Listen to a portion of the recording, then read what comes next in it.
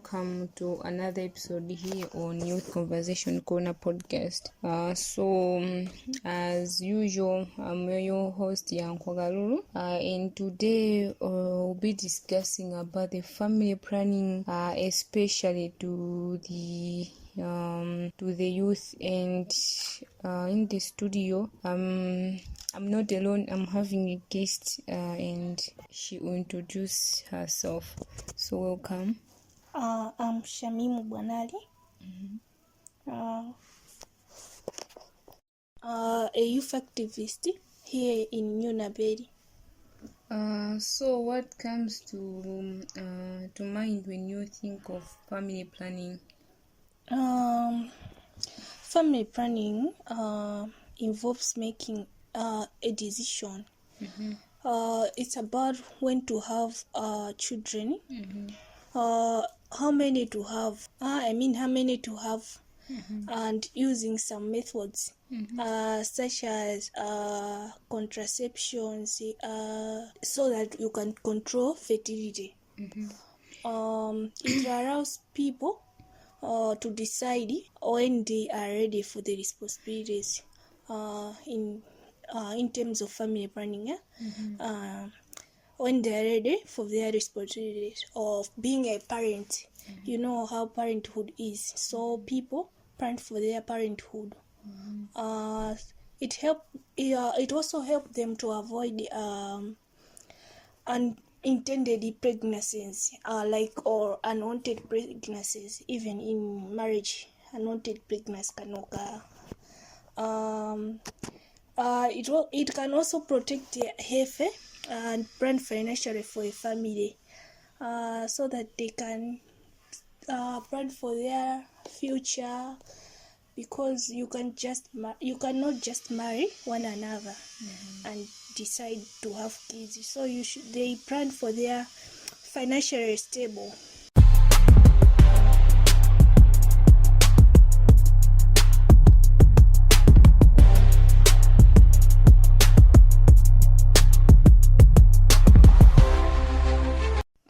So what do you think some of the common misconceptions about family planning practices, especially here in Malawi?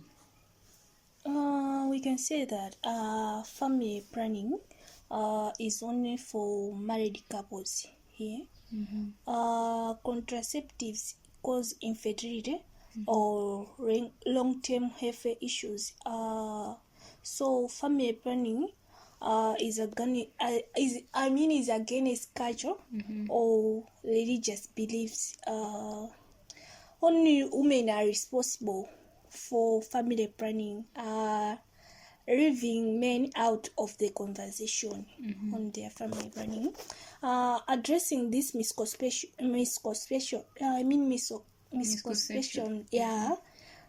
is essential in increasing access and understanding of family planning. So for those young people, so how is important family planning to them? Family planning allows youth to control their future in many ways, avoiding unintended pregnancies.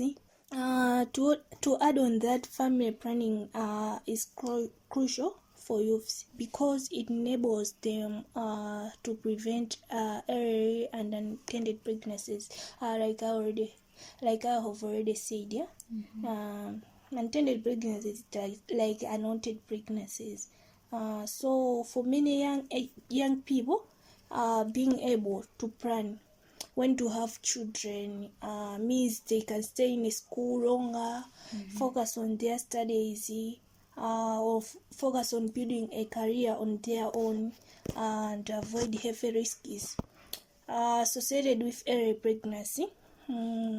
It can also promote better outcomes for their children when they do decide to start their families on their own without depending on anyone.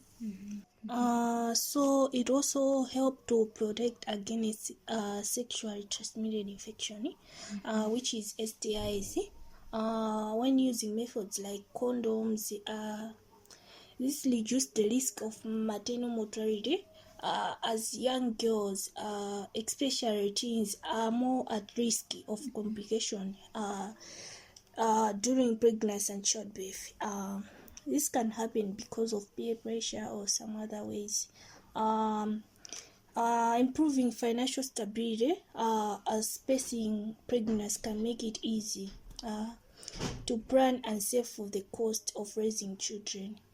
So what do you think the challenges do youth face in accessing family planning services or practices? Yeah, we youth face many barriers. That includes stigma and judgment. Many young people fear being judged.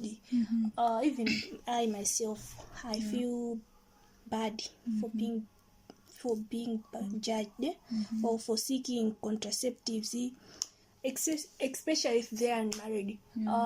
We youth, we do fear that thing because we can't just go to hospital. Kupita umene kuja asking for contraceptives. Yeah, so lack of privacy. Yeah, health facilities may not offer confidential services, making youth uncomfortable. Yeah, It's true. so it costs. Some contraceptive methods are expensive, and young people may not be able to afford them. Maybe we want them to use it, so because of how expensive it is, we can't afford it. So the cost here. Limited knowledge. Many young youths lack accurate information about family planning, that lead to fear or misunderstanding about its use. So how does poverty impact youth access to family planning? Poverty severely restrict access to family planning services. Youth in poverty many ways, like they struggle to afford contraceptives or transportation to health facilities. They can have less access to education, making them less aware of the option available. Be more vulnerable to pregnancy due to the lack of some opportunities and limited access to health services. In communities with high poverty levels, there is more often less access to quality health care facilities. So what role does education play in family planning decisions? Education is a key that empower youth to make informed choices about their sexual health and family planning. Educated youth are more likely to know about different contraceptives options and how to use them effectively because they are being taught there while learning in their schools or whatever. Understand the importance of spacing pregnancies for health and economic reasons. Being less influenced by myths or misconception about family planning, education and awareness about misconception. So how does comprehensive sex education support youth family planning? Comprehensive sex education teaches us young people about their bodies, relationship, contraceptions, and consent that provides a clear information about the risk of unprotected sex and how to prevent unintended pregnancies, and knowledge about STIs and how to prevent them. Empowerment to make informed decisions about their sexual and reproductive health, including the use of family planning methods such as education helps reduce early pregnancies and promotes healthier relationships.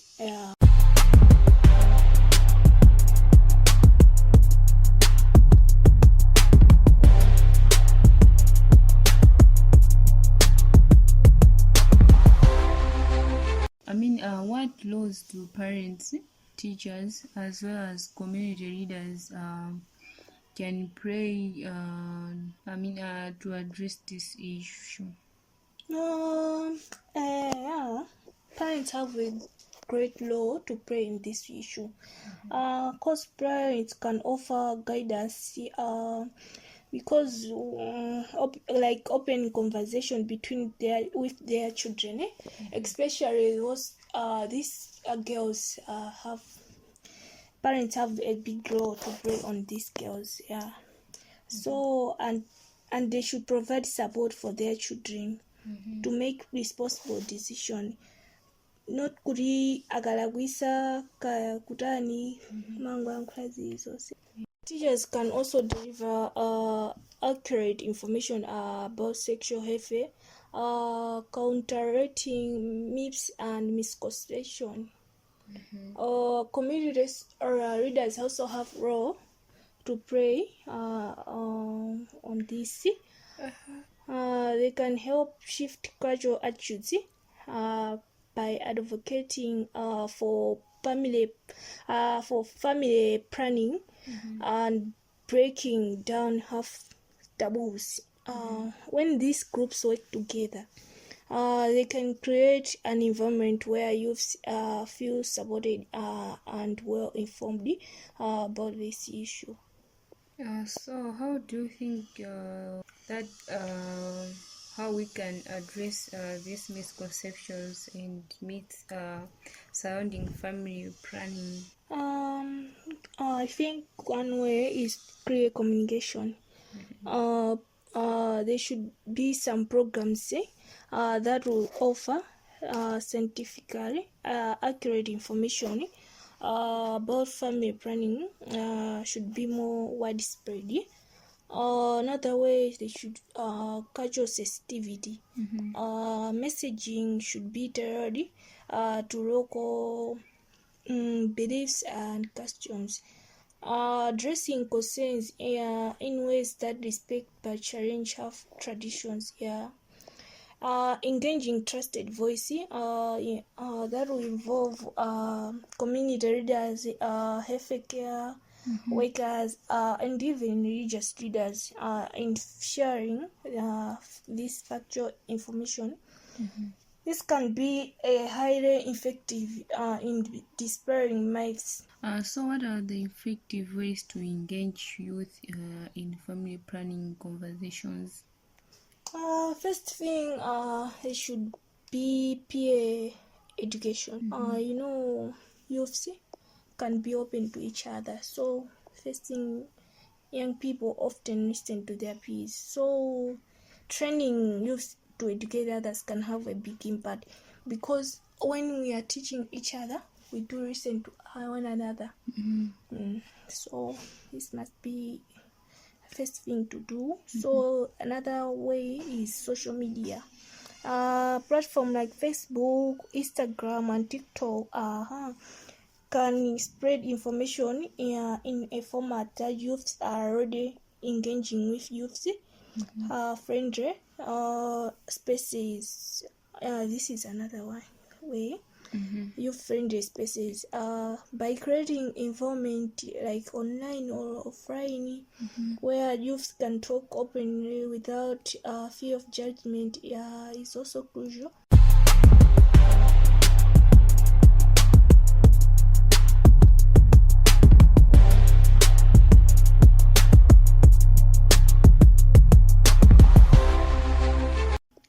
So what the characteristics define youth youth-friendly family planning services? Confidential.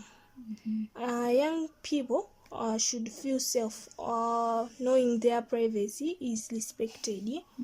Non-judgmental. Healthy care workers should provide care without making young people to feel ashamed. Accessible. Services should be easy to reach, affordable and available during hours and that work for youth. Age evenings or weekends, they should also be available. So how can healthcare providers adapt to youth needs? By offering youth specific counseling that addresses the concerns of young people, like anxiety and about contraceptive side effect, training staff to be more understanding and patient with youth, by ensuring clinics that have a comfortable, welcoming environment where youth feel safe. So what innovative approach have succeeded in engaging youth? Mobile health clinics. These clinics can reach rural or underserved areas, bringing family planning services to youths who may not have access otherwise.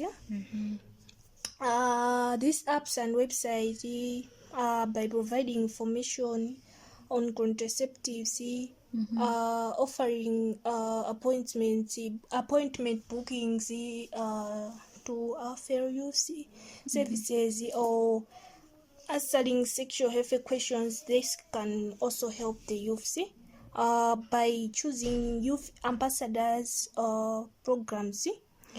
These are programs that will be training young people to act as advocates and educators among their peers, by showing them how success in breaking down barriers. How can technology enhance youth access to family planning? Mobile apps that offer information, reminders for contraceptives use, and a platform for consultation with healthcare providers. Another one is social media campaigns that raise awareness and combat misinformation. Telemedicine services is also another way where youths can access counseling and advice without having to visit a clinic. How can government and organizations prioritize youth reproductive health? Increase funding for youth focused family planning services, like education programs that include comprehensive sex education in schools, training healthcare workers to provide non-judgmental and accessible services for youth.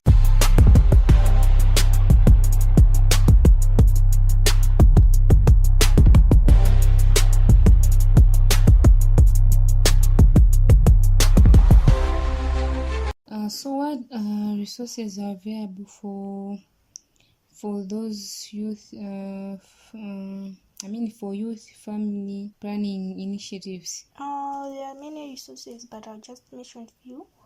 NGOs working in sexual and reproductive health, such as Banjara Tsokolo in Malawi, which provide affordable contraceptives. Government offering family planning services through public clinics, like international organizations such as UNFP or UNIPFA, which funds initiatives to improve youth their reproductive health.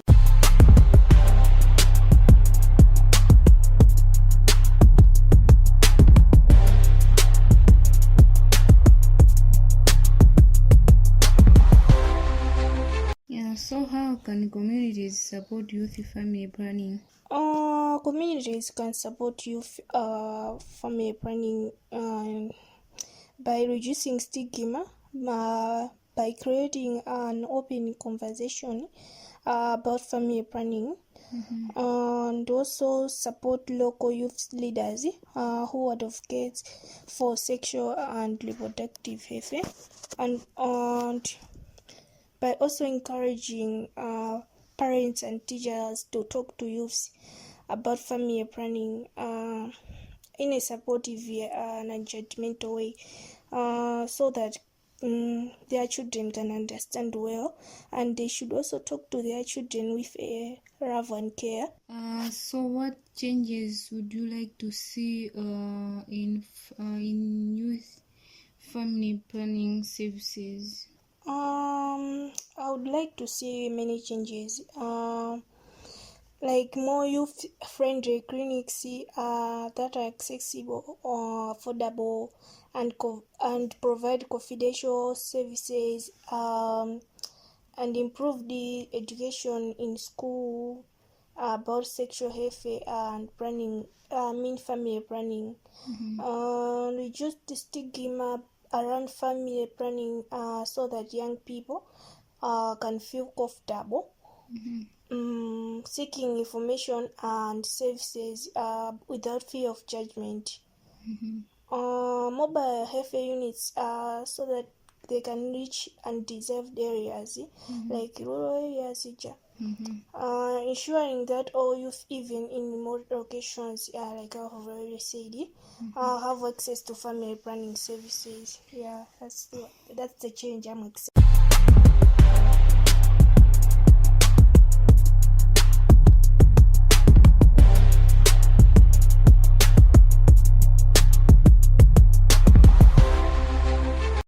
So how can we increase youth participation in family planning advocacy? I think by creating youth-friendly initiatives, this can help, where young people can have a voice in shaping the programs that affect them. Training peer educators, youths are more likely to listen to their peers. So empowering young advocates to educate and raise awareness can be very effective. Using social media to connect with youth, engage in them in conversation, and make advocacy more visible and relatable. Partner with young groups. Partner with young youth groups, organization and government can collaborate with youth groups that are already working on social issues, including family planning in their efforts.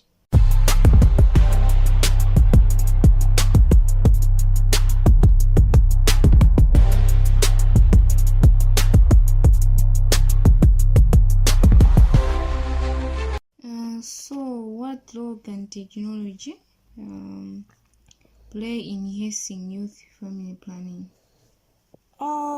Providing easy access to information, like through mobile apps, website, and social media, connecting youths with healthcare providers for virtual consultation or booking appointments online, creating educational content like videos, articles, and quizzes that are engaging and interactive to help youth understand family planning options.